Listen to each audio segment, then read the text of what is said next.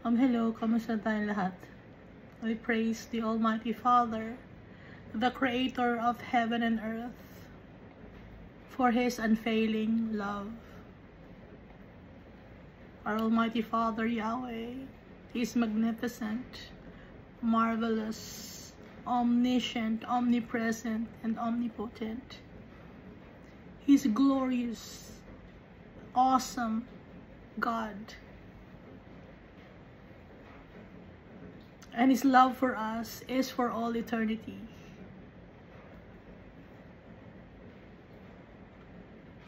That's why He sent Jesus Christ to us, to save us from our iniquities, to break the shackles of sin and shame, to free us from the bondage of iniquities and transgressions.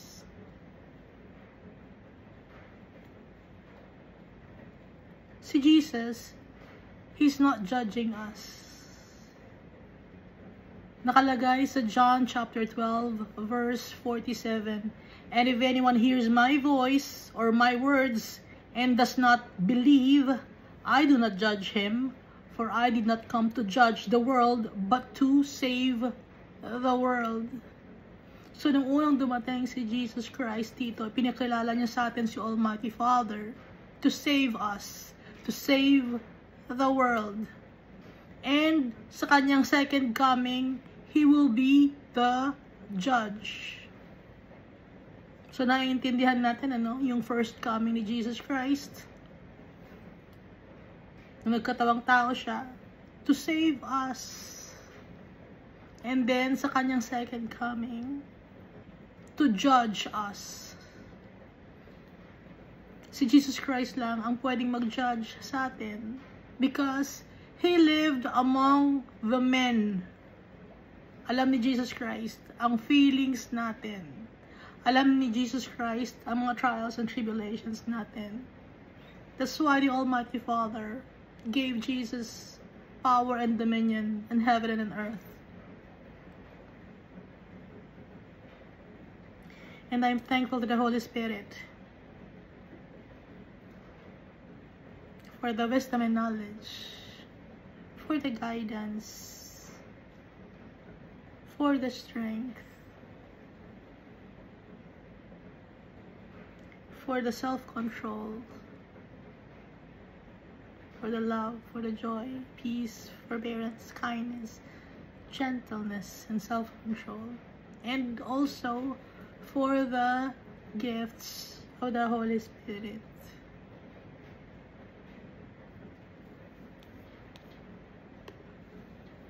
So last time, we finished reading 1 Kings chapter 8. So dito sa 1 Kings chapter 8, Solomon dedicated the temple of God to the Almighty Father. At nagpray si Solomon.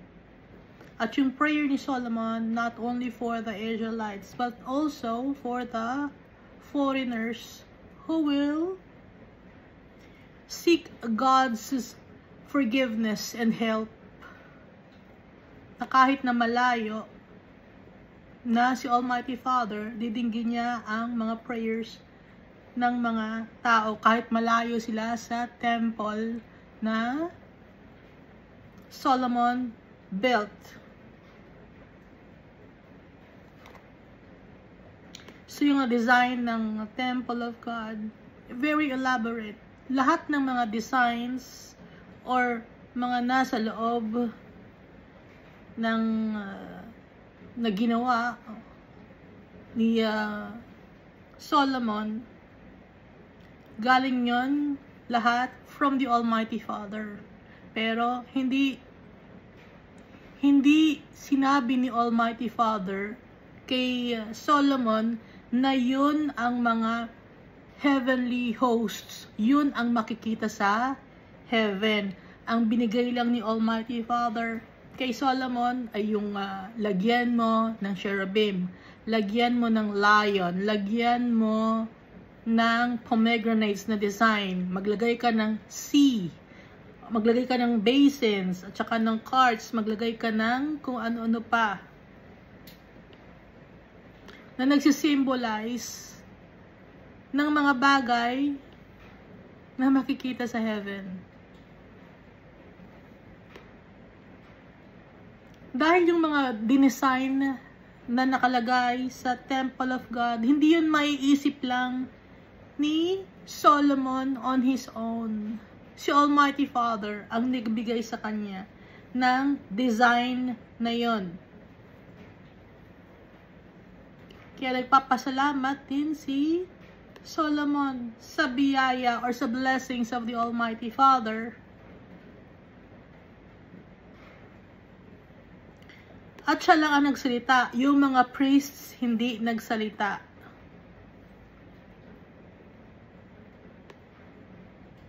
Pero sabi dito ni Solomon, "But will God indeed dwell on earth?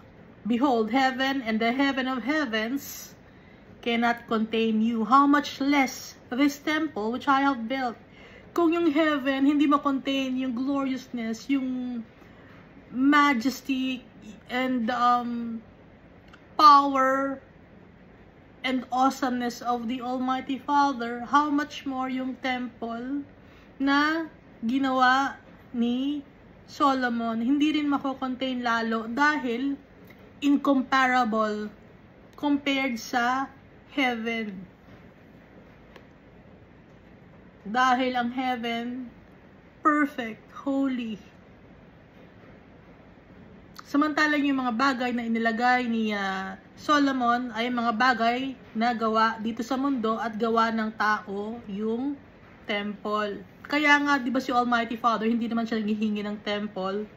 Pero, nasa heart ni David to build a temple for God.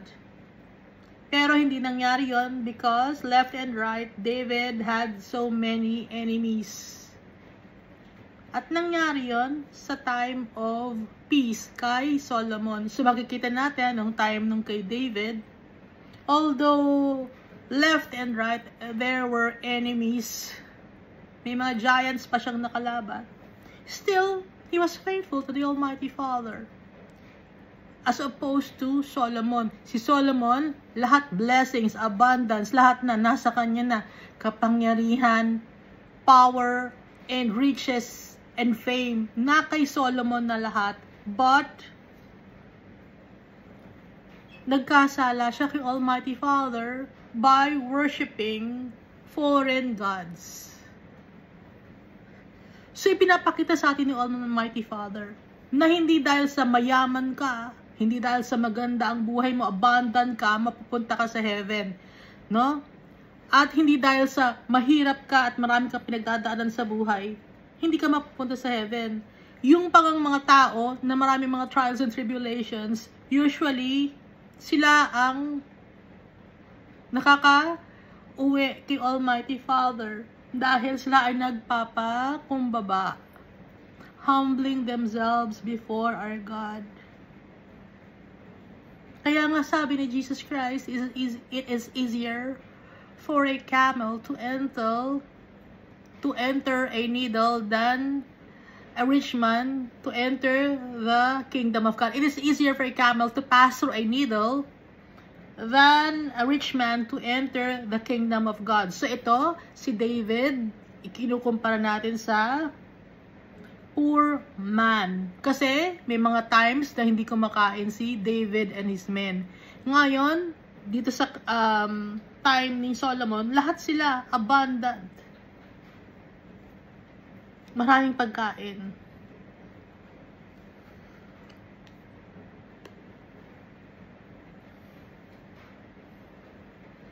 So, sobrang daming pagkain, sobrang daming blessings, nakalimutan si Almighty Father. Yung ibang mga tao dyan, promise namin, Almighty Father, pag naging mayaman kami, pag naging maganda ang buhay namin, Almighty Father, i-dedicate namin lahat sa iyo. Maraming mga promise na ganun ang mga tao. Pero, kung yumaman man sila, nalilimutan nila ang kanilang promise. At, nabubulag sila ng mundo na to. So, umpisa natin, 1 Kings chapter Yung first appearance of God to Solomon was in a dream. Dito sa 1 Kings chapter 9, nagpakita ulit si Almighty Father. And it came to pass, when Solomon had finished building the house of the Lord and the king's house, and all Solomon's desire which he wanted to do, that the Lord appeared to Solomon the second time, as he had appeared to him at Gibeon. So as he had appeared to him at Gibeon, how did God appear to Solomon at Gibeon? Through a dream, no? So the second time around, the Almighty Father appeared to Solomon also through a dream. Verse 3, and the Lord said to him, I have heard your prayer and your supplication that you have made before me. I have consecrated this house which you have built to put my name there forever, and my eyes and my heart will be there perpetually. Ibig sabihin ng perpetually, for all eternity, hindi matatapos. At narinig ni Almighty Father yung prayers ni Solomon sa 1 Kings chapter 8. Now, if you walk before me, as your father David walked, inulit na naman ni Almighty Father, no? Nabanggit na niya ito kay Solomon, inulit-ulit ni Almighty Father. Binibigyan niya ng reminder si Solomon. Dahil nga, abundance ang binigay ni Almighty Father, may tendency na makalimot si Solomon.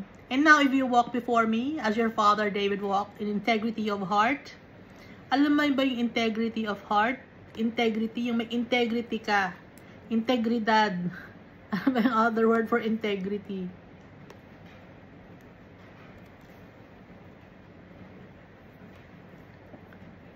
In righteousness and uprightness. With honesty and truthfulness.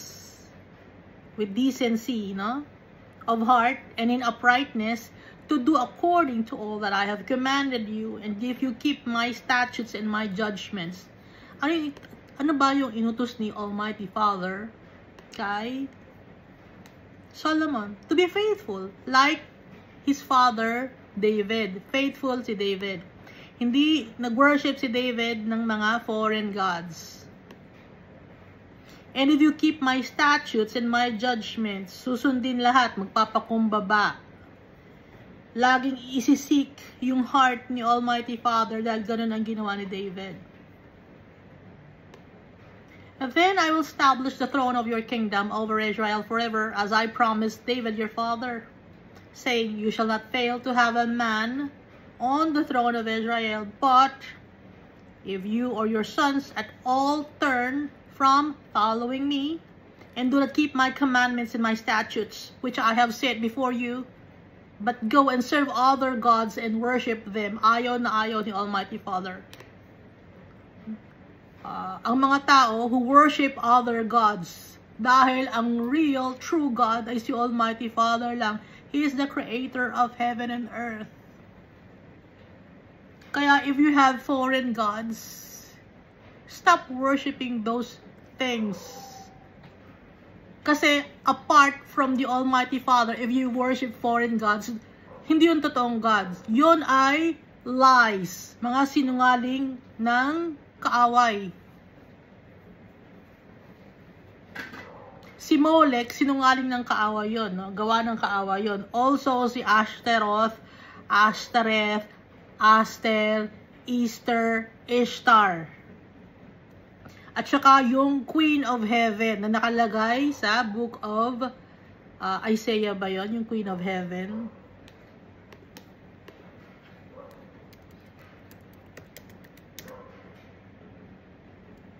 Dahil walang Queen of Heaven. Now, if you worship the Queen of Heaven, ayaw ni Almighty Father yun. Nakalagay ito sa Jeremiah chapter 7 verse 18 and Jeremiah chapter 44 verses 17 to 19 and 25. Sino pa yung sinasamba? Si Ashdod. Si Ashdod, yung ulo niya, korting bibig ng isda. No? Ayaw ni Almighty Father, hindi dapat i-worship yung mga ganong klase. At nagalagay ito sa New Covenant. Nasa Book of Romans. Verse 7, Then I will cut off Israel from the land which I have given them. And this house which I have consecrated for my name, I will cast out of my sight. Tatanggalin ko to, dudurugin ko to, sisirain ko to. I will cast out of my sight. Itong temple na to na ginawa mo. Israel will be a proverb and a byword among all peoples. Magiging usap na lang, magiging kwento na lang ang temple na pinagawa mo. Sabi ni Almighty Father kay Solomon, na nagkatotoo, naging kwento na lang ang temple na pinagawa ni Almighty Father na dinedicate ni Solomon sa 1 Kings chapter 8. Bakit? Dahil nagkasala si King Solomon. He worshipped other gods. Verse 28, And as for this house which is exalted, anyone who passes by it will be astonished and will hiss, and say, Why has the Lord done thus to this land and to this house? Di ba ito ang nangyari? Kung mababasa ninyo sa Jeremiah chapter 52, si Nebuzaradan, he plundered the temple of God and also sinira yung wall of Jerusalem. Yun ay pinagawa ni King Solomon. Sinira ni Nebuzaradan and the soldiers of Nebuchadnezzar. Verse 9, Then they will answer, because they forsook the Lord their God, who brought their fathers out of the land of Egypt, and have embraced other gods. Ngayon maraming mga other gods, no? Ang dami mga naiimbento ng mga tao na other gods. Pero iisa lang ang Diyos, si Almighty Father.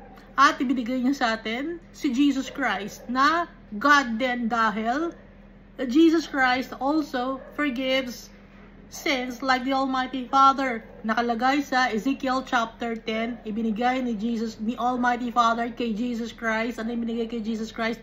Fire from the cherub. So yun, nagsisimbolize yun na ibinigay ni Almighty Father yung kanyang power and authority and dominion kay Jesus Christ, who's the man clothed in linen.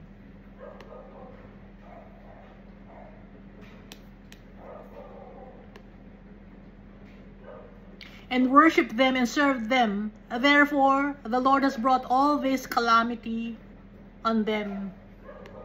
Verse 10, Now it happened at the end of 20 years, so lumipas na ang mga panahon. 20 years na yung nakalipas after ni Solomon maging king. When Solomon had built the two houses, the house of the Lord and the king's house, so 20 years na nakalipas, no? Hiram, the king of Tyre, had supplied Solomon with cedar and cypress and gold as much as he desired. That King Solomon then gave Hiram 20 cities in the land of Galilee. So, itong si King Solomon, sinusuplayan ni King Hiram ng mga trees like the cedar trees and cypress trees and gold. Kahit gaano kadami ang gusto ni Solomon. And then, in exchange for those things, King Solomon gave Hiram 20 cities. May kapalit. So, 20 years yon. In those 20 years, binigyan ni King Solomon si Hiram ng 20 cities. 1 year, 1 city. Kaya 20 years, 20 cities. In the land of Galilee. So, sa land of Galilee, dun pumili ng lupa si King Solomon para ibigay kay King Hiram. 20 cities. 1 town or 1 city for each year. That's why it's 20 cities. Verse 12, then Hiram went from Tyre to see the cities which Solomon had given him, but they did not please him. Ngayon, itong si Hiram, gusto niyang makita ngayon yung city na ibinigay sa kanya ni King Solomon. That's why he went from Tyre to see the cities in Galilee, yung 20 cities na ibinigay sa kanya ni King Solomon. But then, those 20 cities did not please King Hiram. Ang sabi dito sa verse 13, so he said, what kind of cities are these, which you have given me, my brother? And he called them the land of Kabul, as they are to this day.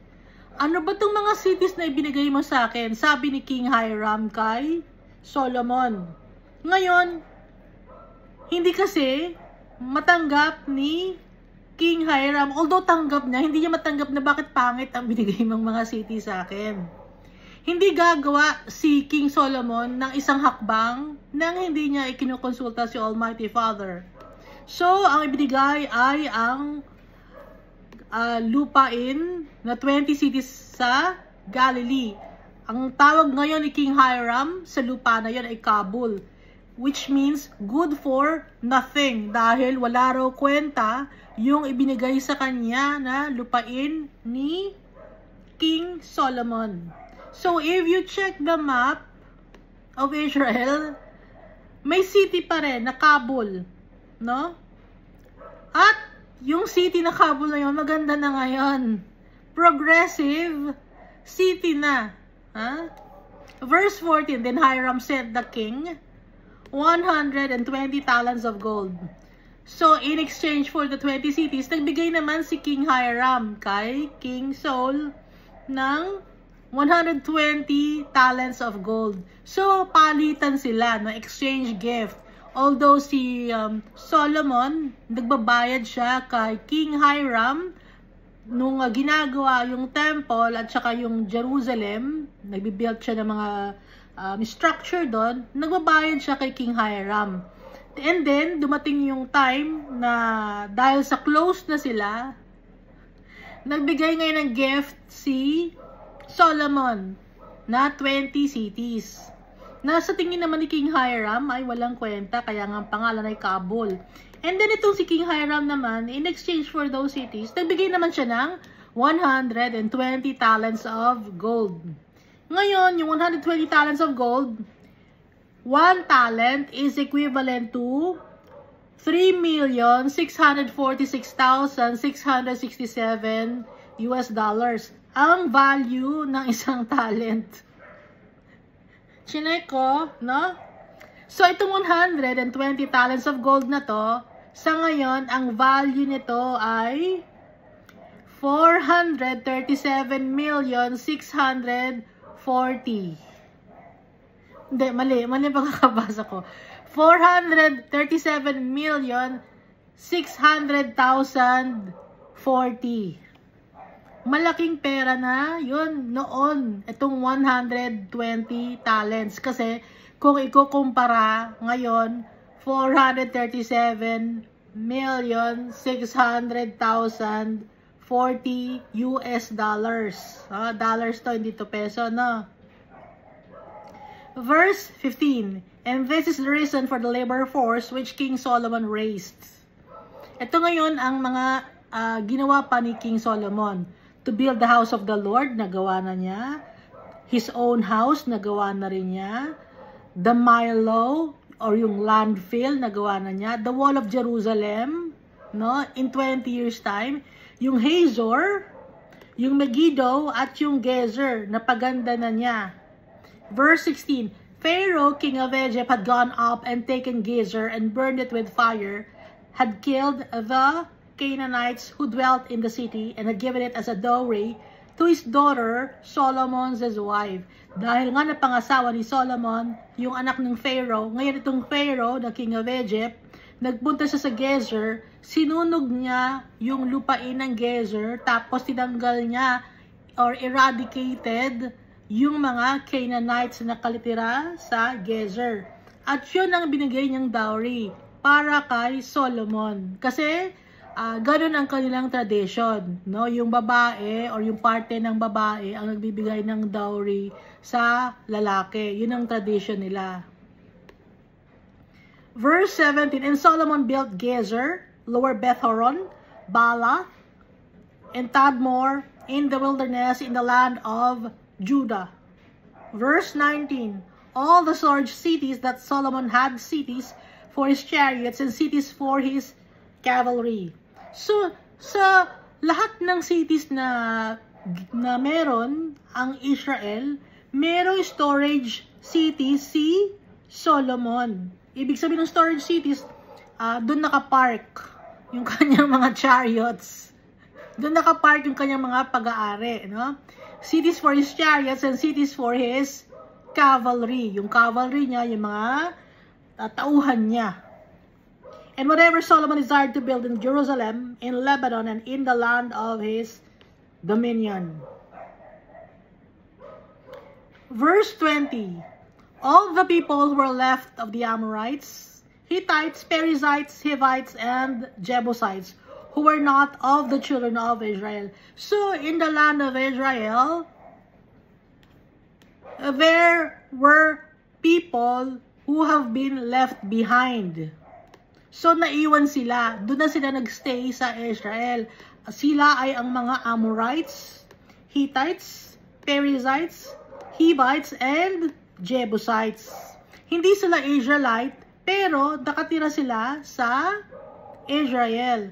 Kaya ngayon, if we check the Israeli, hindi na sila pure na children of Abraham, Isaac, and Jacob. Dahil may nakamix na sa kanila na mga Amorites, Hittites, Perizzites, Hivites, and Jebusites. Dagdag pa doon yung mga immigrants from other countries.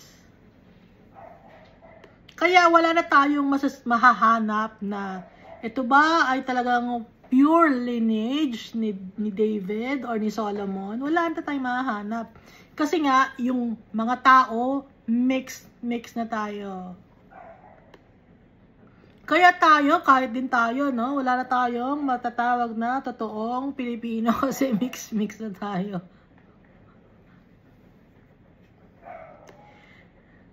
Alam naman natin, di ba, ang unang mga natira sa Philippines, pero hindi pa Philippines ang tawag nun, no? Nung sinakap lang tayo ng mga Spaniards, kaya naging Philippines. Galing sa name na King Philip. Philip comes from the word lovers of horses. Yun ibig sabihin ng Philip. Bakit ganon? Ha? Buti wala nang mga karera ng kabayo ngayon, ano? Kasi dun galing ang word na Philip.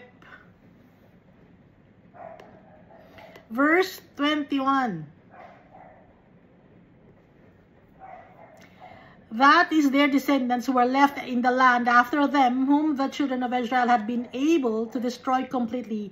For these Solomon raised forced labor as it is to this day. So itong mga Hivites, Jebusites, Hittites, Amorites, Perizzites, sila yung mga forced labor. Or yung mga nagtatrabaho sa maliliit na example, sila yung mga nagpupukpok, mga carpenter, sila yung mga sa construction, no? Sila rin yung mga nasa bahay na tumutulong sa mga Israelites. So, ibig sabihin, yung mga Israelites dati, they were slaves in Egypt. Ngayon, nung time naman ng mga Israelites, meron din silang mga forced laborers or slaves. So, lahat tayo slaves. Ha? Hindi tayo dapat magsabi na, hindi, slave ka nung panahon na ganyan. Hindi tayo sure. Lahat tayo, kahit ako, baka meron akong ninuno ko na slave din, na galing sa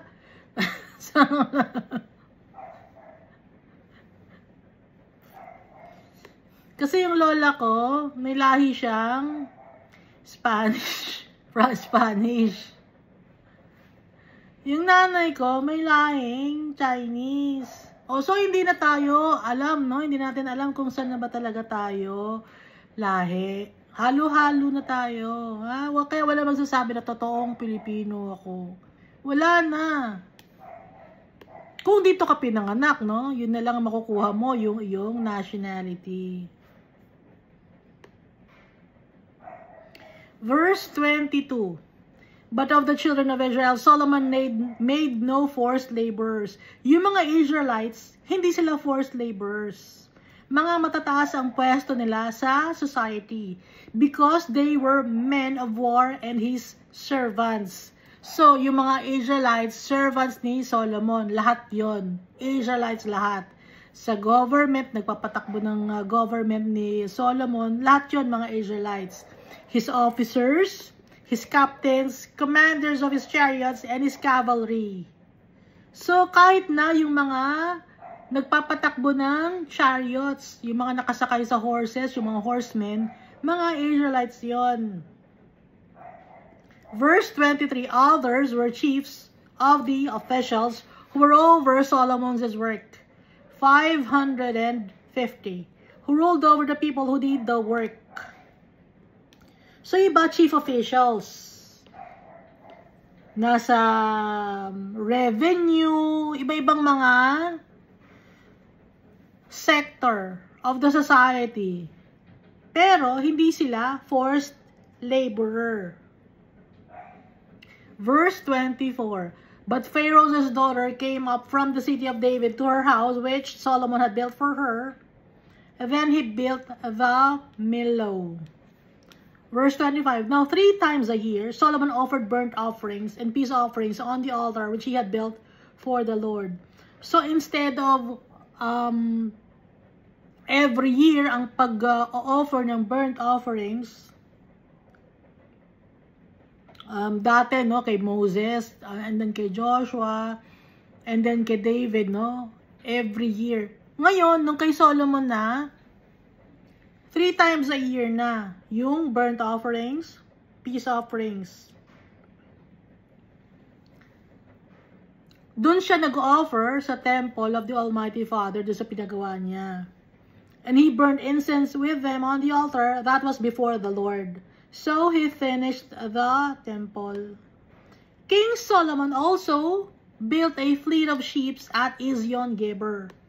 So si King Solomon, kahit na meron siyang mga cavalry, may chariots na siya, nagpagawa pa rin siya ng mga ships. Ships, mga barko na malalaki, fleet. Pag sinasabing fleet of ships, madami yon, hindi lang isa. Group ng mga ships or barko, which is near Elath on the shore of the Red Sea in the land of Edom. So kung makikita nyo yung mapa ng Israel, nandun yung Red Sea. Yung Red Sea, ang kadugtong nun ay yung Indian Ocean. No? Asan na ba yung mapa na yon? Na ano?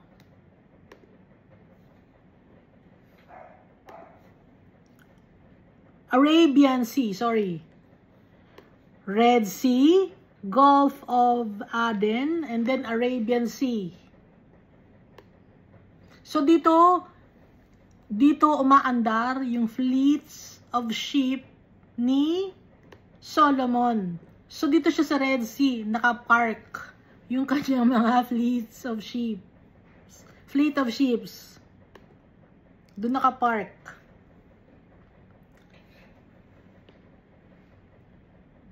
Hindi sa hindi sa Mediterranean Sea.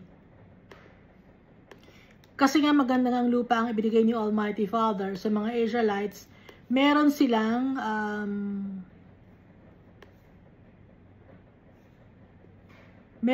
Mediterranean Sea, meron din silang Sea of Galilee, meron silang River Jordan, meron din silang Brook of Kidron, meron din silang Red Sea, no? May tagusan. And then after the Red Sea, Gulf of Aden, and then the Arabian Sea.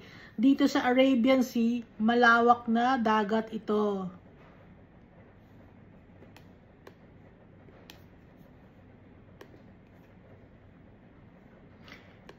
So ito ay in the land of Edom, na ngayon ang land of Edom ay Arab or Arabia. Verse 27, then Hiram sent his servants with the fleet. Expert sa mga barko ang mga tao ni Hiram, mga Phoenicians, mga people of Tyre. Expert sila. So sila rin yung gumawa ng fleet of ships ni King Solomon. Seaman who knew the sea. So yung mga Vikings, kalahi nila ng mga Vikings, etong si King Hiram, ano nila, di ba yung mga Vikings, puti yon, puti yung hair nila, maputi sila. So, sila rin yon, Shemites. Okay? Dahil to si Hiram, Shemite din to. Lahi ni Shem. Kahit yung mga Arabs, lahi rin ni Shem yon. Pero yung mga Egyptians, and then the yung Africa, South Africa, yun naman ay lahi ni, sino ba yun? Si Shem, Japheth, nalimutan ko na isang Ham. Ham, kasi si Ham, ang anak niya ay si Cush. Si Cush, dark-skinned.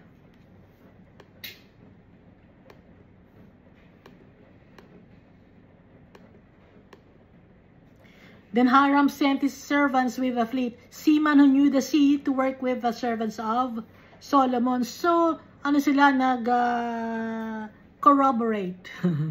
Nag-corroborate si Hiram, yung mga tauhan niya, pati yung tauhan ni Solomon, dahil expert sa dagat ang mga tauhan ni Hiram. Sa sobrang expert sa dagat ng mga tauhan ni Hiram, di ba gumagawa sila ng mga boats? So from Tyre, dagat yun, yung gilid ng Tyre. So nakakapunta sila sa Rome, nakakapunta sila sa Italy, no? Di ba nga, yung gusto ni Jonah magpunta ng Italy, no? Or Spain. So, saan galing yung mga tao sa Spain, sa Italy, sa Rome, sa Greece? Galing sila sa Tyre. Kumalat yung tao, no? Kung saan may dagat, yun ang kinakalatan ng mga tao. Ngayon, itong Red Sea, may tagusan siya. Ang tagusan niya ng Red Sea ay yung Gulf of Aden. Aden ba to? Aden.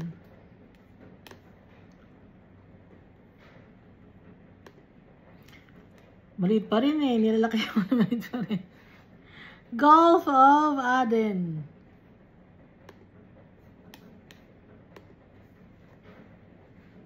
And they went to Ophir,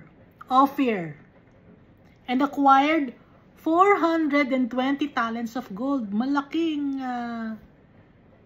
ang nakuha nilang gold. 420 talents of gold. Saan nila nakuha? Sa Ophir. And brought it to King Solomon. Ngayon, saan ba ang Ophir? Ang nakuha nilang 420 talents of gold. So, kung compute natin ang 420 talents of gold, it's 1,531,600,140 US dollars. Dollars pa yan. Yung 420 talents of gold. So, sobrang yaman ni King Solomon. Ibinigay na lahat ni Almighty Father. Kaya nga sabi ni Almighty Father, wala nang mas yayaman pa sa'yo. Wala nang mas magiging abundant pa sa'yo. Wala nang mas magiging full of wisdom sa'yo noon at sa hinaharap. Ngayon, kung i-compare nyo ngayon, may mga taong mayayaman ngayon sa mundo na to, they are incomparable, no? Kay Solomon, dahil mas mayaman si King Solomon.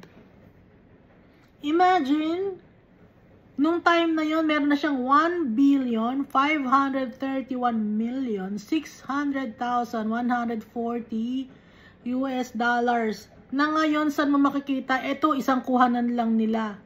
Saan nila nakuha? Sa Ophir. Ngayon, asan ngayon ang Ophir? Merong mga usap-usapan. Hindi tayo sure. Chismis lang, ano? Chismis lang yun eh. Sabi, ang Ophir daw ay Philippines. That's not true. Ha? Iba ang Ophir. Hindi Philippines ang Ophir.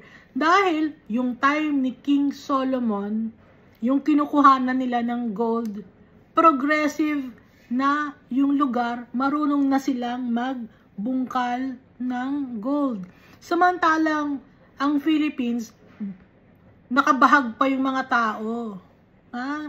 At maliliit yung mga tao. So, paano nila ngayon mabubuhat yung mga gold? At saka, hindi naman malalaki ang katawan nila at konti pa lang ang population ng mga Atas, Indones, or Malays, no? Bago lang dumating yung Indones and Malays dito sa lupa.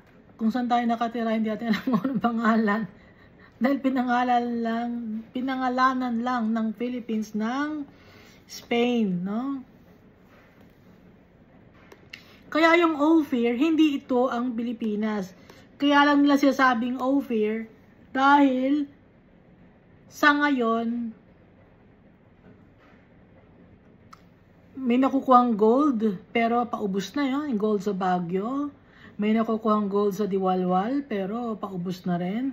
May nakukuhang gold sa Batangas, pero paubos na rin. May nakukuhang gold sa Surigao, pero paubos na rin. Maraming mga places dito sa Philippines na makukuha na ng gold. Pero, marami rin countries na pwedeng makuha na ng gold, like Indonesia, Malaysia, China, and India. So, sa tingin ninyo, alin doon ang Ophir? Isasabihin ko sa inyo kung alin doon ang Ophir. Ano, interesado ba kayo? Walang sasagot syempre. Dahil ako lang nanonood nito. May clue kung ano ang Ophir. Kung saan ang Ophir, no? Ituloy muna natin basahin. 1 Kings chapter 10.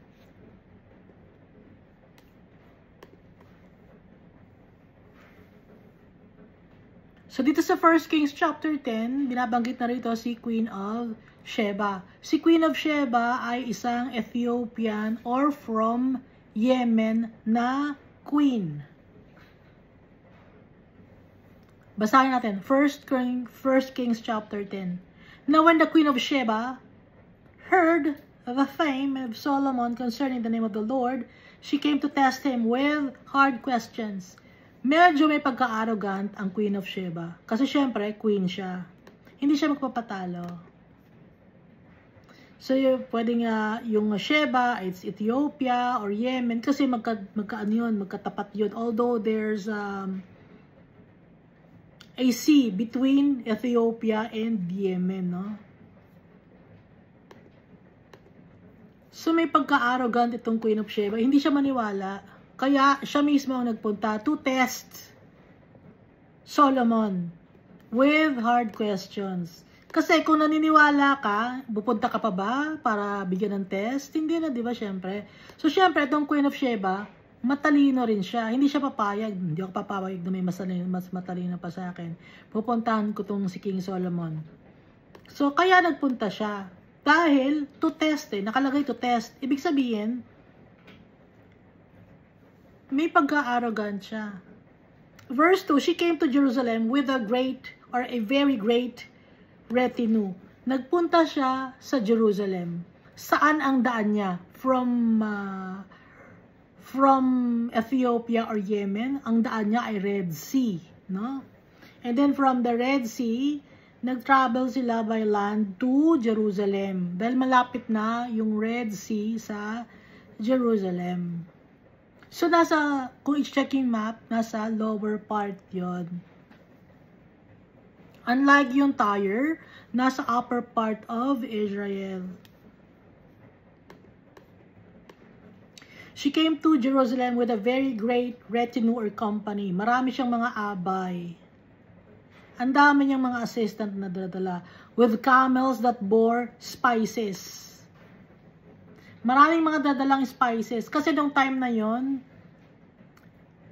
hindi madaming spices. Expensive ang mga spices. Ano bang mga klaseng spices yung dala ni Queen of Sheba? Fenugreek, fennel seeds, curry leaves, nigella seeds, Szechuan pepper, ajwain, kalonji, star anise, cinnamon, tepal, nutmeg, asafoetida, cloves, saffron. Yun, ang mahal ng saffron, ano? Ajwain, nasabi na natin, shironji, cumin, turmeric, black cardamom, bay leaf, long pepper, kebab pepper, stone flower, cobra saffron. Ang dami pala, Marathimogo, Jacquia, Garcinia Cambogia, na ginagawang pang diet natin ngayon, yung Garcinia Cambogia. Spices pala yun. Amagwort, cochium. Yung cochium, pampaasim, souring agent. Gaya ng tamarind. So, yung itong mga spices na to, wala sa Israel. So, yun ang dala-dala ni Queen Sheba. At hindi lang ito isang sako. No? Baka isang sako. Hindi lang isang sako to. Madami to. By tons. Ano pang dala ni Queen Sheba? Very much gold and precious stones.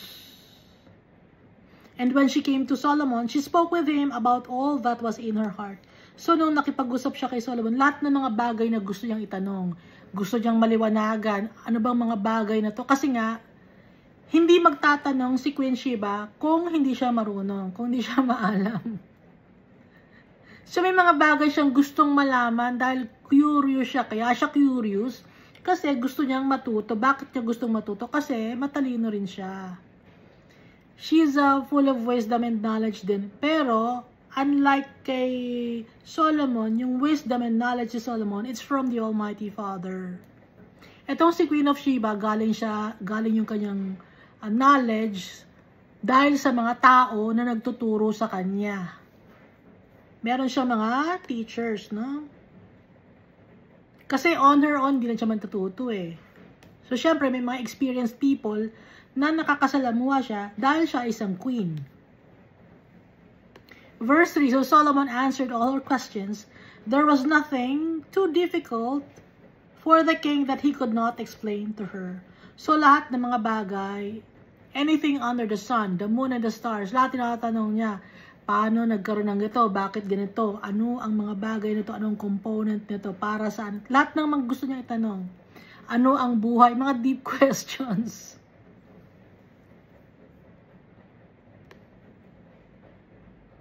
So, lahat may sagot si King Solomon because it's from the Almighty Father. Verse 4, and when the Queen of Sheba had seen all the wisdom of Solomon, the house that he built, nung makita niya yung wisdom ni Solomon na, naku, hindi ako pwede dito kay King Solomon, napakatalino naman to, hindi to maloloko. At saka nakita niya yung pinagawa ni Solomon na bahay. The food on his table, the seating of his servants, the service of his waiters. So, yung mga tinuruan din ni King Solomon, yung mga tao on how to prepare food, kung paano ilalagay yung seating ng mga servants, paano yung service ng mga waiters, and their apparel, galing din kay Solomon yun, kung anong isusuot nyo, ganito isusuot nyo para kayo ay maging presentable, ganun. His cupbearers, and his entryway, by which he went up to the house of the Lord, there was no more spirit in her.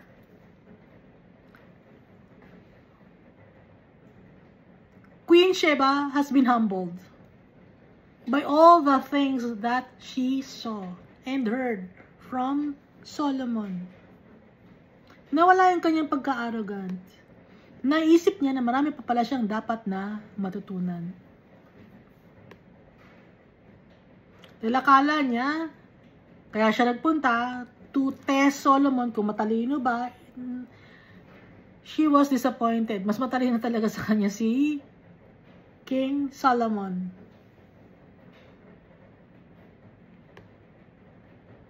Verse 6, then she said to the king, it was a true report which I heard in your own land, or in my own land, about your wisdoms and your words. So yung words and wisdoms of King Saul, kalat, not only in Israel, but also in Egypt, and in the surrounding countries, like Edom, noong tayo ngayon Edom, pero Arab na ngayon, ano?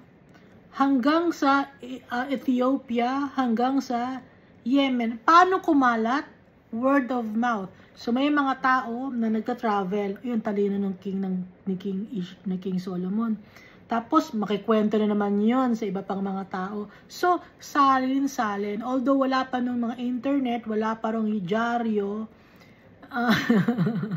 ang media lang nung time na yon ay yung salita ng tao. Kaya nakakarating, kumakalat. Nakikita nila yung the abundance of the kingdom of Israel.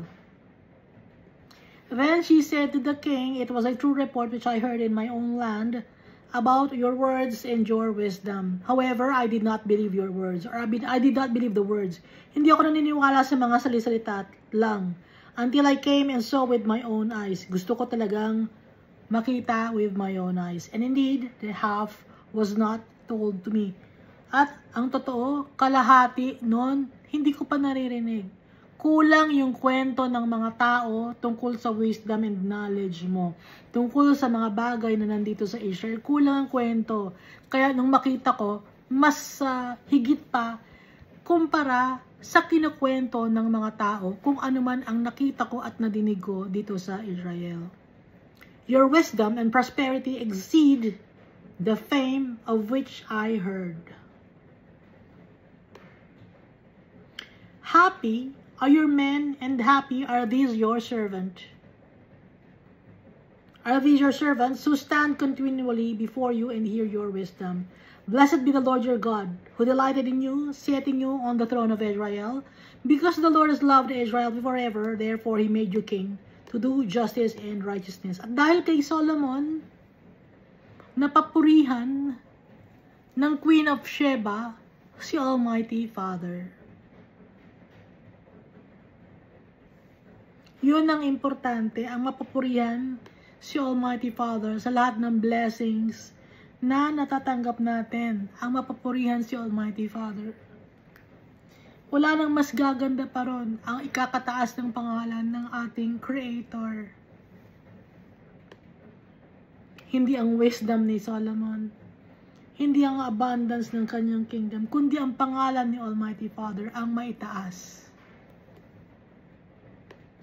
Yun ang pinaka-importante sa lahat. Verse 10, then she gave the king 120 talents of gold, spices in great quantity, and precious stones. There never again came such abundance of spices as the Queen of Sheba gave to King Solomon. Sobrang dami ng mga spices. Isang kwarto, isang klase ng spices. Isang kwarto na malaki, punong-puno ng cardamom. Isang kwarto na malaki, punong-puno ng fenugreek. Isang kwarto na malaki, punong-puno ng cinnamon.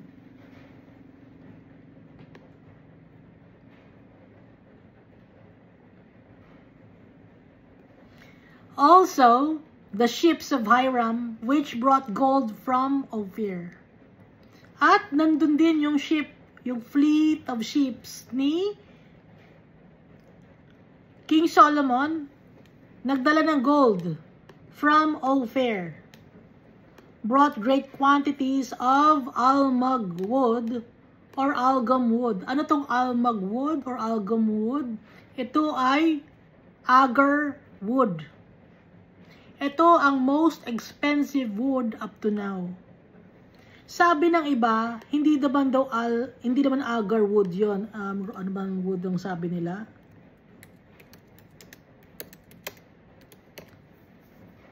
Ang sabi nila, hindi naman daw 'yon ay agar wood. Kundi 'yon ay ano bang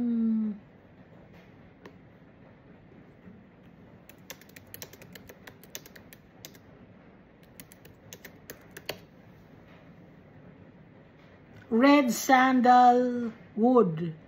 Yun daw ang pinaniniwalaan. Yung algum wood or aglum wood, yun ay red sandal wood. Yun ang pinaniniwalaan, ha? Pero syempre,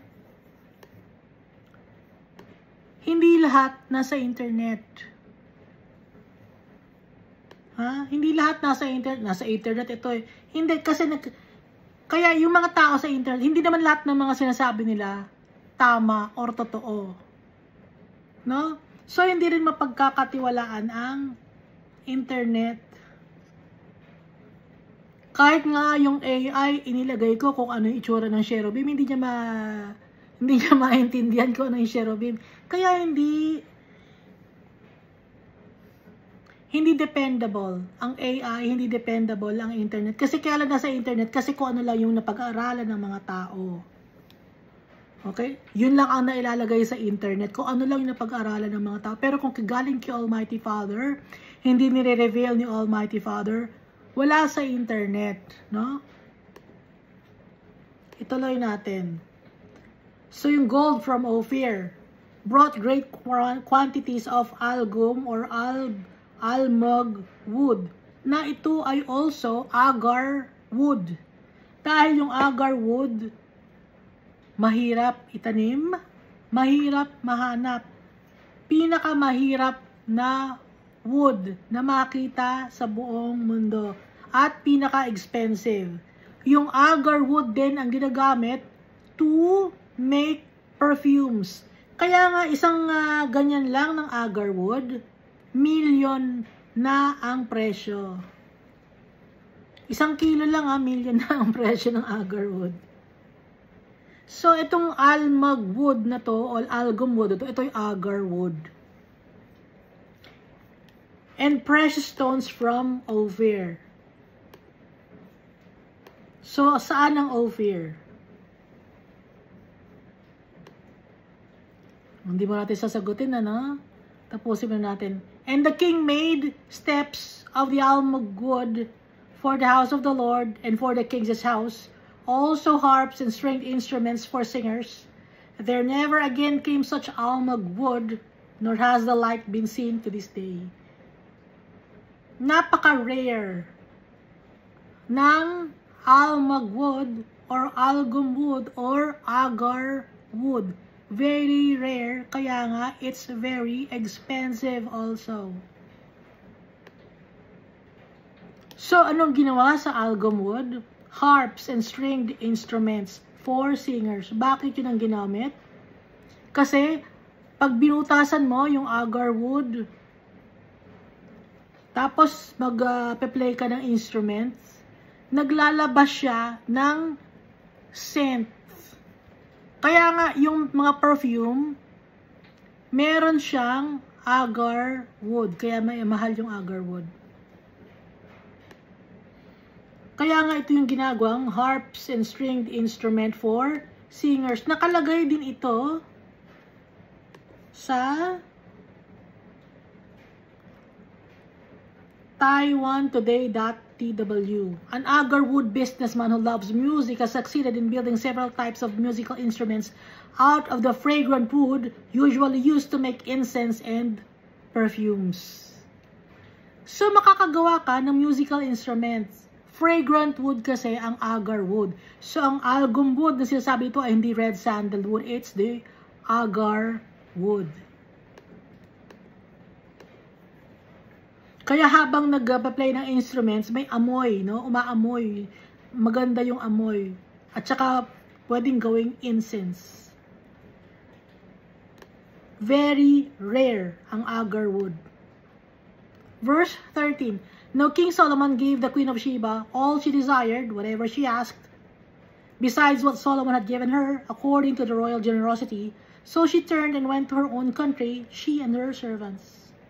So nagstay sila for a time sa Jerusalem, si Queen Sheba. At kung ano ang gusto niya, ibinibigay ni King Solomon.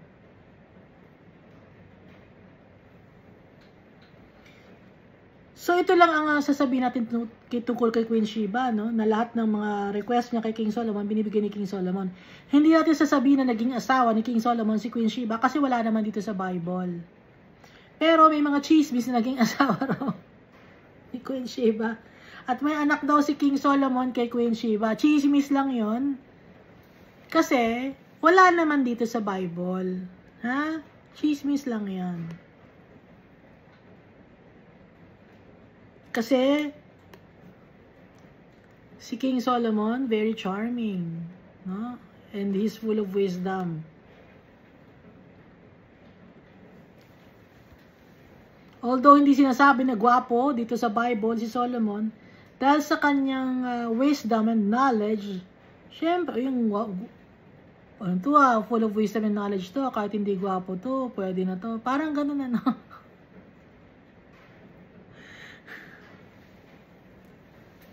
So, dito rin sa time na to, padami na ng padami yung asawa ni King Solomon. Hindi lang binabanggit, ha? Kasi paano yun na-accumulate yung 600 wives and 300 concubines? Kung hindi yun, ano yun, every year? No, it's not. Every 6 months. Kasi paano dumami ng ganun, ano? Ituloy natin, verse 14. The weight of the gold that came to Solomon yearly, so umalis na yung Queen of Sheba. Napatunayan ni Queen of Sheba that Solomon was full of wisdom and knowledge, and the land of Israel was a prosperous place. Verse 14, the weight of the gold that came to Solomon yearly to yung gold na natatanggap ni Solomon yearly, 666 talents of gold. So, kwinenta natin, hindi ko na mabasa kung ano to. 2,426,679,742. Sangka pa? Yearly, 2 billion US dollars. Nung time na to, nung kay King Solomon, wala nang mas yayaman pa up to now. Yearly, meron kang 2 billion. 428,679,742 US dollars. Yun ang price ng 666 talents of gold. Yearly. So, may 2 billion siya. More than 2 billion. So, approximately 2.5 billion US dollars every year.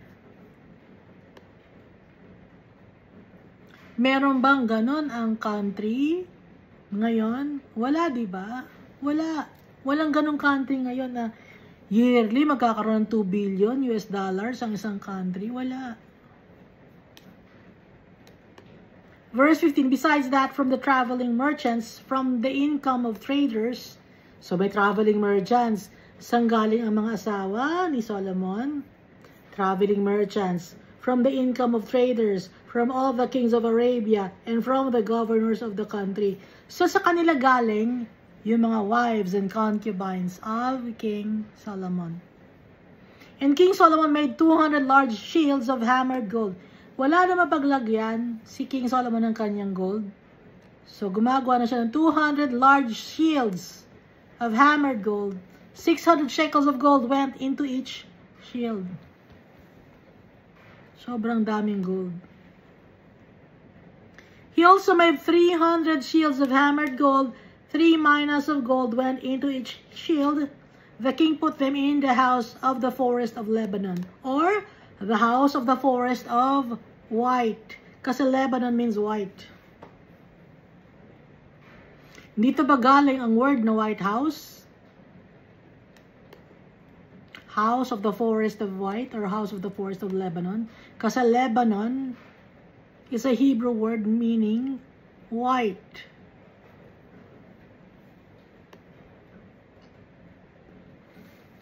So marami sa, or mostly, mga Europeans, Shemites sila. Or from the lineage of Shem. Kaya magtataka tayo bakit may mga tao na kahit maputi sila, galit sila, mga anti-Semitic sila, hindi nila alam, lahi sila ng Shem. Hindi nag-iisip. Akala nila matalino na sila. No, hindi sila nag-iisip. Hindi nila alam. Verse 18, moreover, the king made a great throne of ivory and overlaid it with pure gold. Saan galing ang ivory? Wala namang elepante sa Israel. Saan galing ang ivory? Ulitin natin. Moreover, the king made a great throne of ivory and overlaid it with pure gold. The throne had 6 steps. The top of the throne was round at the back. There were armrests on either side of the place of the seat, and 2 lions stood beside the armrests. Saan galing yung design ng lion? Kay Almighty Father to. 12 lions stood there. Why 12 lions? 12 tribes of Israel. 1 on each side of the 6 steps. Nothing like this had been made for any other kingdom. All King Solomon's drinking vessels were gold.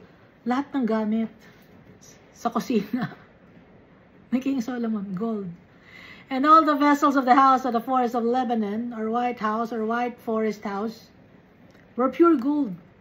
Pati mga plato, pinggan, kutsara. May kutsara na ba noon? Nagkakamay lang ang mga tao noon, ano?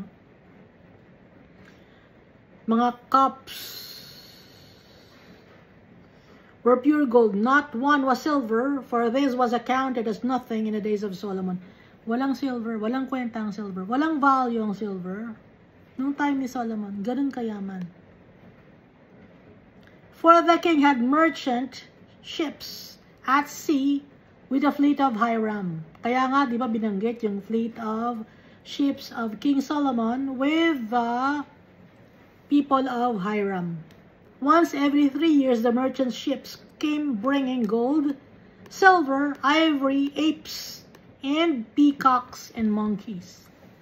So, saan ngayon ang Ophir? Kung merong gold, kung merong silver, kung merong ivory, kung merong apes, kung may peacocks and monkeys. Saan madami nito? Saan may elephant? Para makakuha ng ivory. Saan may apes? Saan may peacock? Sa Pilipinas walang peacocks. Meron tayo pabo, no? Ano, pabo or turkey. Pero wala tayong peacocks. Saan ang peacocks? Ang India, matagal ng civilization. Just like China. So, ang Ophir, it's India. Yung nagsasabi na Philippines, hindi sila nag-check. Kasi hindi nila nakita, hindi sila nagbabasa ng Bible. Dahil yung ivory, saan lang merong ivory? Elephant, Indian elephant. Merong elephant sa India. 2 klase lang ang elephant eh, no? Elephant.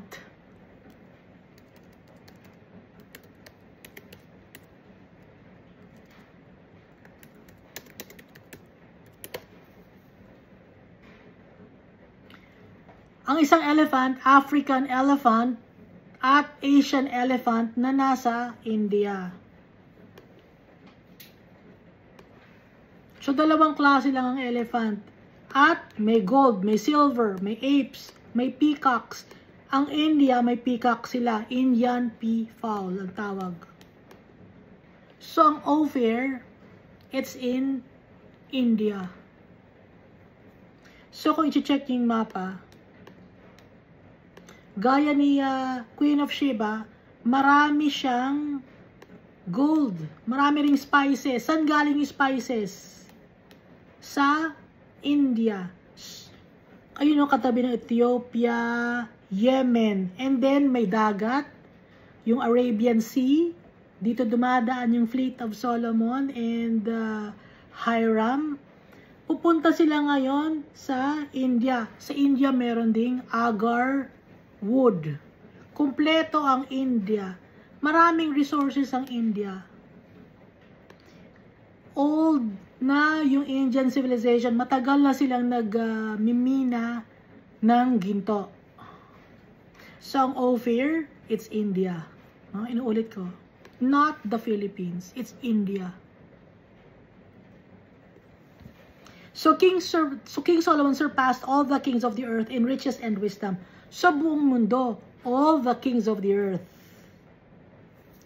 Idadagdag ko pa, no? Yung tungkol sa India, kung bakit India ang Ophir. Si Columbus, naligaw siya. Gusto niya magpunta sa India. Bakit niya gustong magpunta sa India? Kasi nga sa India maraming gold. Dahil naligaw siya, napunta siya sa lugar ng native sa land ngayon ng US. Naligaw kasi siya eh. Kaya ang tawag nila ngayon sa mga tao, sa Native Americans, Indians. Kasi akala nila, they were in India. Kaya nga, di ba, akala natin yung may mga pana, tapos yung mga, akala natin Indian yan, di ba? Hindi sila Indian, Native American sila. Kaya lang natin akala na Indian sila dahil nga nagkamali si Columbus, akala niya nasa India siya. Naligaw siya. In the process, na-discover niya or napuntahan niya ang lugar na Amerika, na pinangalanan ni Amerigo, na ipinangalan kay Amerigo Vespucci. No? So, bakit gusto ni Columbus magpunta sa India? Kasi nga sa India, maraming spices. Maraming mga gold, punong-puno ng mga natural resources, animals, and then mga woods na pwedeng gamitin, no?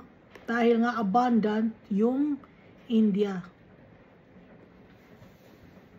Verse 23. So King Solomon surpassed all the kings of the earth in riches and wisdom. Now all the earth sought the presence of Solomon to hear his wisdom which God has put, or which God had put in his heart. So buong mundo gustong kausapin si Solomon. Each man brought his present, articles of silver and gold, garments, armor, spices, horses, and mules at a set rate year by year. Dinadayo ng mga tao si Solomon, kahit malayo. And Solomon gathered chariots and horsemen. He had 1,400 chariots, 12,000 horsemen, whom he stationed in the chariot cities, and with the king at Jerusalem. So, bawat cities, merong siyang chariot cities doon, or parkingan, or ano bang tawag doon?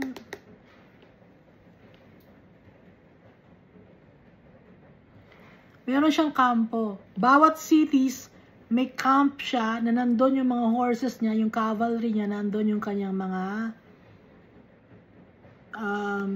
valiant men sa mga cities.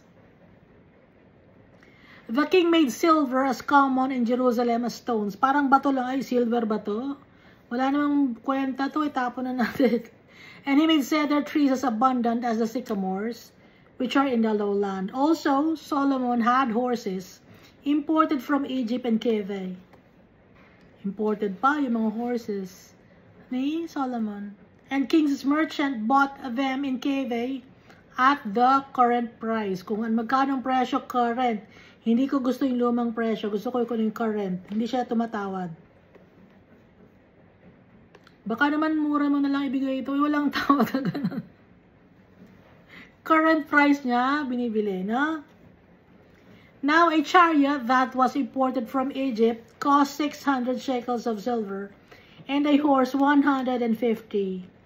And thus, through their agents, they exported them to all the kings of the Hittites and the kings of Syria. So, maraming tao ang lumalapit kay King Solomon. Kaya hindi tayo magtataka kung bakit madami siyang wives and concubines from all over the world. Iba-iba ang kanyang asawa. Dumami ng dumami. Although nung una, ayaw na niya, madami na akong asawa. Hindi, gusto namin makipag-treaty sa'yo, makipagtrato sa'yo pag hindi mo tinanggap yung regalo namin sa'yo. Ibig sabihin, ayaw mo sa amin. O sige na nga, bigyan ng bahay yan.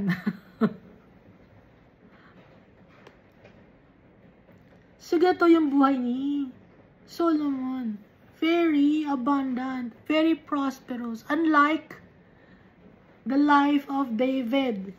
Nung time na wala pang makain si David and his men, anong kinain niya? Yung showbread sa tabernacle of God. Yun ang kinain niya at saka kanya ng mga men. At saka diba, yung si Abigail, yung asawa ni Abigail, ayaw silang bigyan ng pagkain, diba? Gutom na sila. So si David, nakaranas siya ng meron at nakaranas siya ng wala.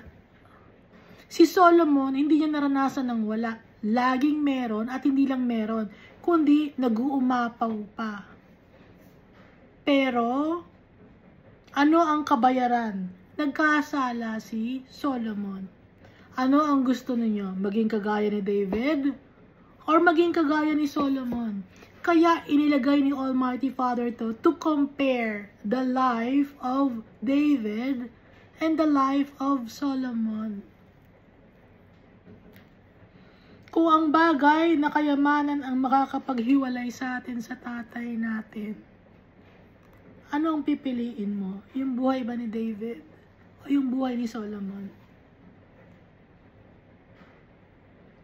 Mahal na mahal tayo ni Almighty Father, kaya gusto niyang matuto tayo. Kaya niya binigyan ng madaming blessings si Solomon for us to understand Him.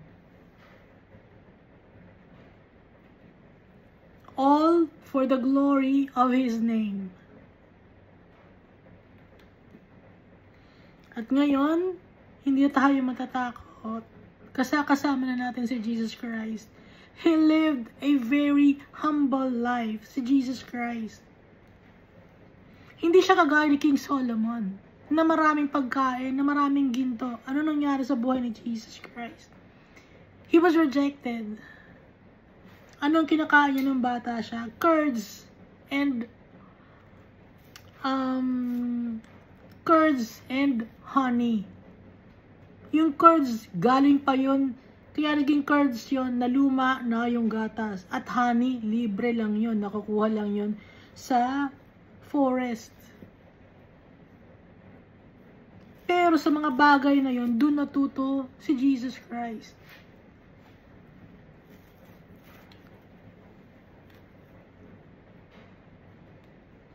And now our God, Jesus Christ, our King of Kings and Lord of Lords, seated at the right hand of our Father.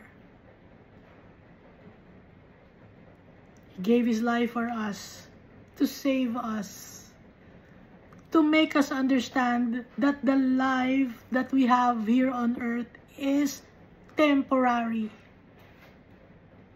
But the life in heaven with our Father is for all eternity. Thank you, and God loves us all so much.